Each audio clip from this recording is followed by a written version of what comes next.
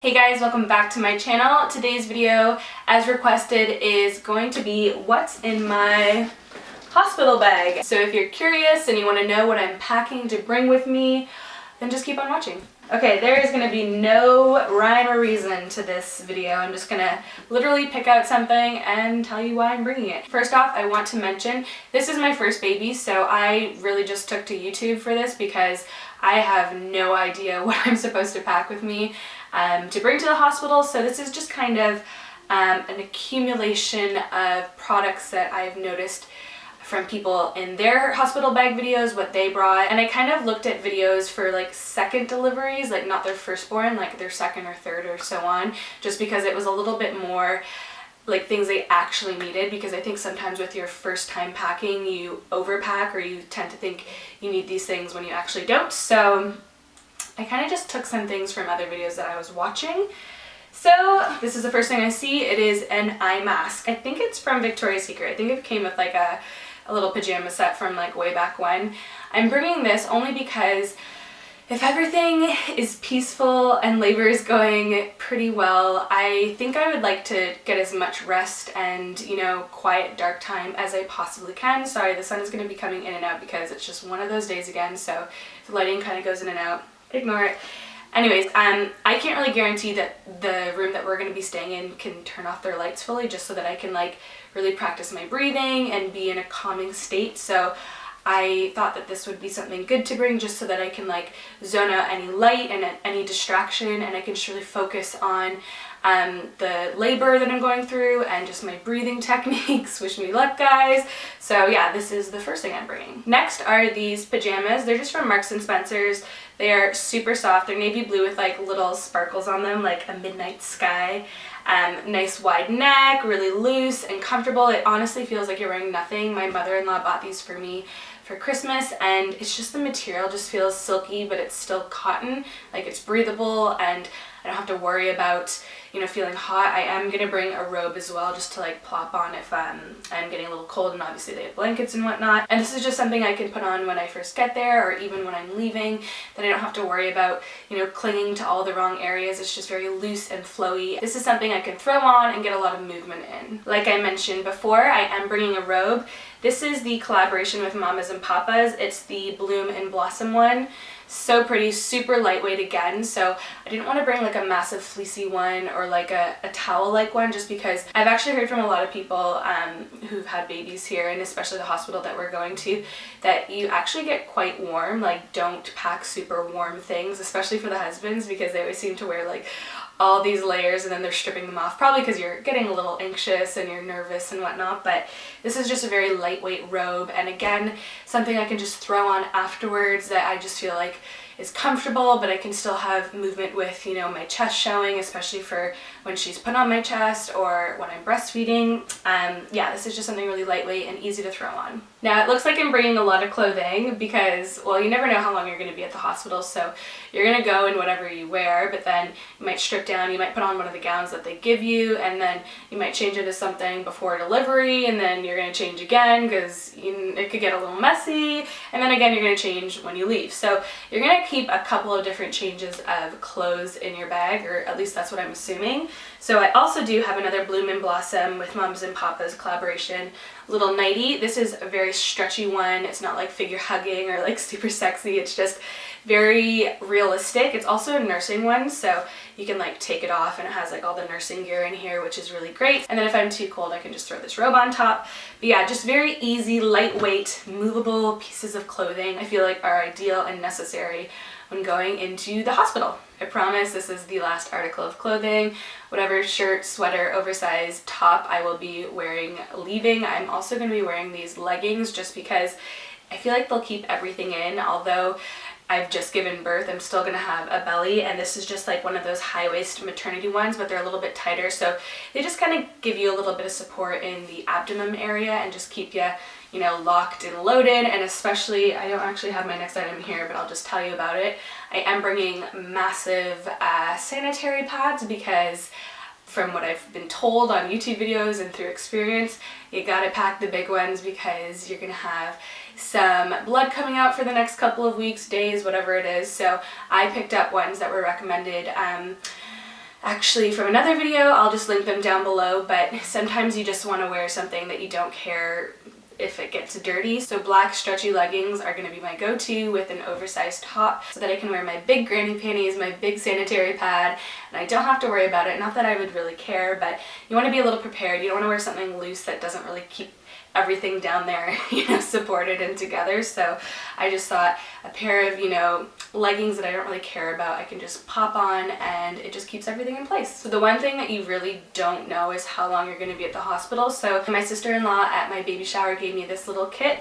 It just has some Dove essentials in it. So it has a nourishing body lotion, a body wash if I want to take a shower there, and then also an antiperspirant, which, fun fact, I've never worn deodorant actually in my life, but this is just something if you're getting sweaty in areas, like it doesn't necessarily have to be directly under your armpits. You can put it in areas that you're just getting sweaty just to relieve the sweat. So that's just a great little set to keep with you, especially if your stay at the hospital is probably going to be a little bit longer than you anticipated. Sticking with the body care, I do also have some dry shampoo because realistically, if I don't even take a shower, I don't have time to take a shower, and I've been there for a good amount of time and I just had dirty hair going into the hospital in the first place, dry shampoo will definitely be my best friend.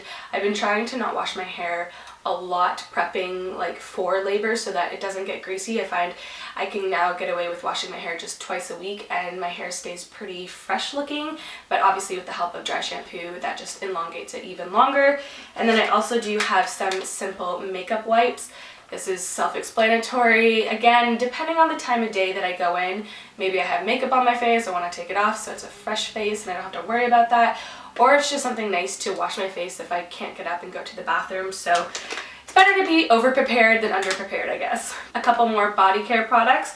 In a recent video I asked if you guys would recommend bringing a facial spray with you, because I know some people just get really hot and they need something sprayed on their face and whatnot. So I just thought I would bring my Elizabeth Arden 8-Hour Miracle Hydrating Mist. Obviously it's not something I would spray every 3 seconds, but just to get a little breath of fresh air, especially if I don't have time to go to the bathroom and wash my face. This is just something that my skin can get moisture from, and especially if I'm using those makeup wipes, my face is going to be a little bit stripped and dry. So this is just a great little hydrating mist to put enough moisture in your face without bringing your whole entire skincare routine. So I just thought this would be nice to have on hand, just so that I don't have to bring all of my skincare and I can still get moisture in my face. I know in a couple of videos that I was watching, a lot of the moms recommended bringing a very hydrating lip balm, just because in the push-in process, you're breathing in a lot of air, and even throughout labor the entire time, especially if you're practicing breathing techniques, you can really dry out your lips,